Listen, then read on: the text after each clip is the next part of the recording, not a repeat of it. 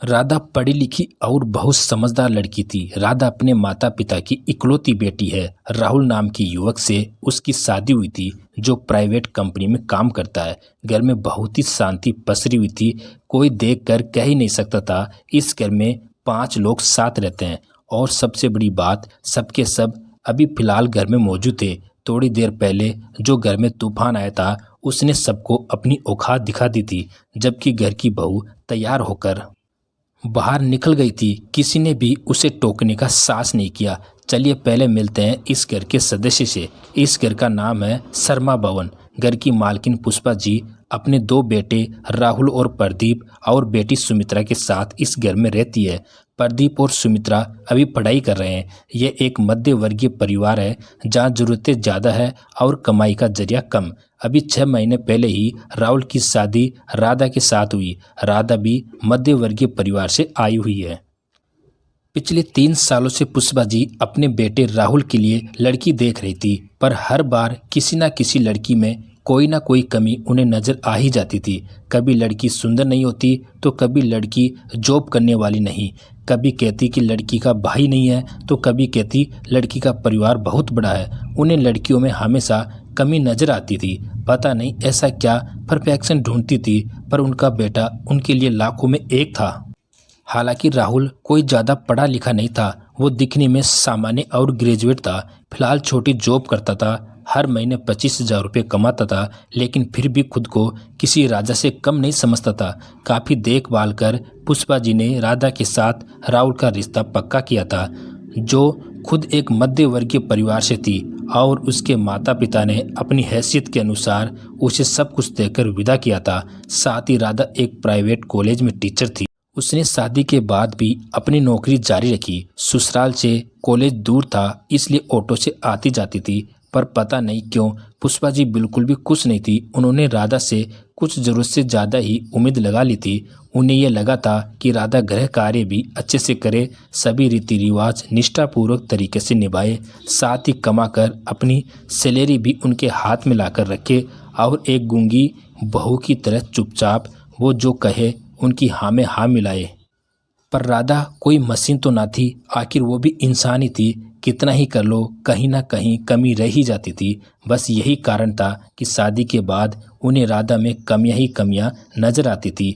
ना सिर्फ पुष्पा जी बल्कि परिवार के हर सदस्यों को उसमें 10 कमियां नजर आती। सबके सब जब देखो राधा के हर काम में मीन मेक निकालते रहते, बात बात पर ताना कसते। और इसमें उसका पति राहुल भी कम नहीं था। जब कोई भी राधा को बातें सुना रहे हो तो वो अपनी तरफ से 1-2 तो खुद ही जोड़ देता। शुरू में तो राधा सब कुछ बर्दाश्त करती थी, पर जब आए गए मेहमानों के सामने उसे बेइज्जत किया जाने लगा तो उसके बर्दाश्त करने की हिम्मत भी जवाब दे गई। अभी 3 दिन पहले की बात थी, गणगौर का त्योहार था। उस दिन राधा तैयार होकर कॉलेज जा रही थी तो पुष्पा जी ने उसे टोक दिया, अरे ऐसे कैसे तैयार होकर जा रही है?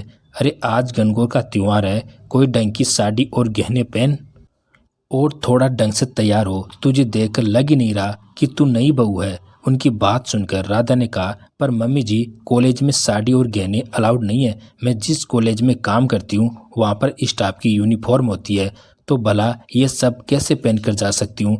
ये तो बिल्कुल अच्छा नहीं लगेगा।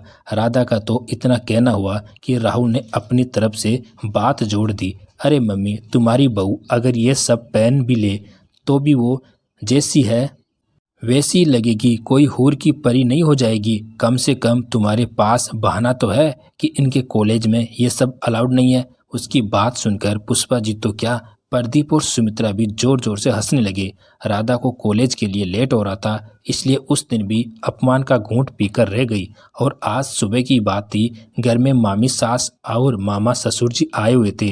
राधा अकेली ही रसोई में लगी हुई थी, जबकि घर के बाकी के सदस्य बाहर बैठकर उन लोगों से बातें कर रहे थे। इधर राधा फटाफट अपने हाथ चला रही थी, क्योंकि उसके कॉलेज में एनुअल फंक्शन था तो वो लेट हो रही थी। राधा ने फटाफट चाय नाश्ता बनाकर उन लोगों को परोस दिया और खाने की तैयारी भी कर दी।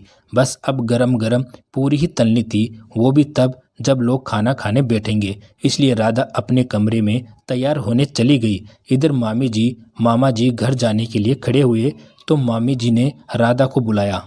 पर राधा उस समय अपने कमरे में तैयार होने गई हुई थी, तो उन्हें रुकना पड़ा। इतने में पुष्पा जी ने कहा, अरे भाभी, इतने में तो खाना ही खाकर चले जाते।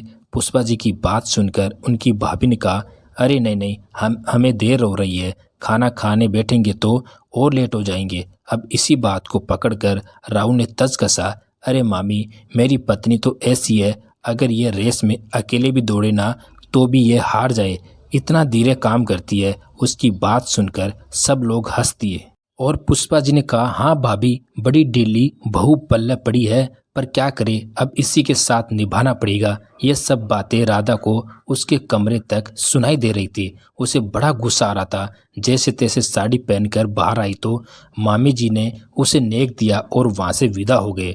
उनके जाते ही पुष्पा जी ने राधा से नाराज होते हुए कहा, बहू, कितना ढीला काम करती हो तुम, इतना धीरे धीरे काम कर रही थी कि मेरी भाभी को यहाँ से भूखा ही जाना पड़ा।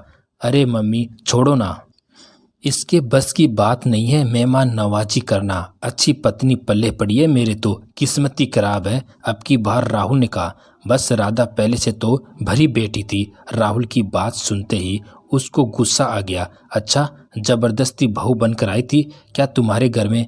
क्या तुम्हारे घर में आकर मैंने हाथ पैर पकड़े थे कि मुझे अपने घर की बहू बनाओ?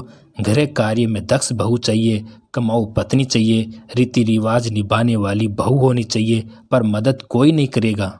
एक बात बताओ, इंसान ही हूँ या मशीन हूँ मैं? और राहुल जी, क्या बार बार अपनी किस्मत को रोते रहते हो? कैसी पत्नी पल्ले पड़ी है मेरे। आपको बता दूं कि ढोल नगाड़े लेकर तो तुम लोग आए थे मुझे अपने घर की बहू बनाने के लिए। मुझ में कमियां निकालने की जगह खुद की कमियों को दूर तो करो।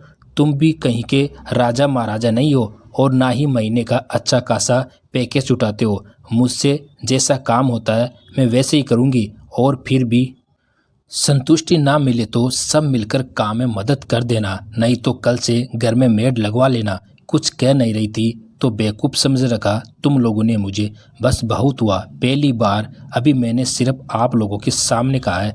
अब की बार इस तरह से बेइज्जती की तो मेहमानों के सामने ही बोलूँगी। राधा इतना बोलकर अपने कमरे में गई और अपना बैग उठाकर कॉलेज के लिए रवाना हो गई। पीछे सबके मुंह फूले रहे, लेकिन किसी ने एक शब्द नहीं बोला। मेड लगाने की तो आखिर हैसियत ही नहीं थी, इसीलिए दूसरे दिन से सबने मिलकर काम करना शुरू कर दिया। दोस्तों, राधा ने ससुराल वालों को सबक सिखाकर सही किया या गलत, कमेंट बॉक्स में ज़रूर बताइए। हमारा मकसद किसी की भावना को ठेस पहुंचाना नहीं है। ये एक काल्पनिक कहानी है। कहानी पसंद आए तो एक लाइक ज़रूर करें। नई नई कहानियाँ सुनने के लिए हमारे चैनल को सब्सक्राइब ज़रूर करें। कहानियाँ सुनने के लिए आपका धन्यवाद।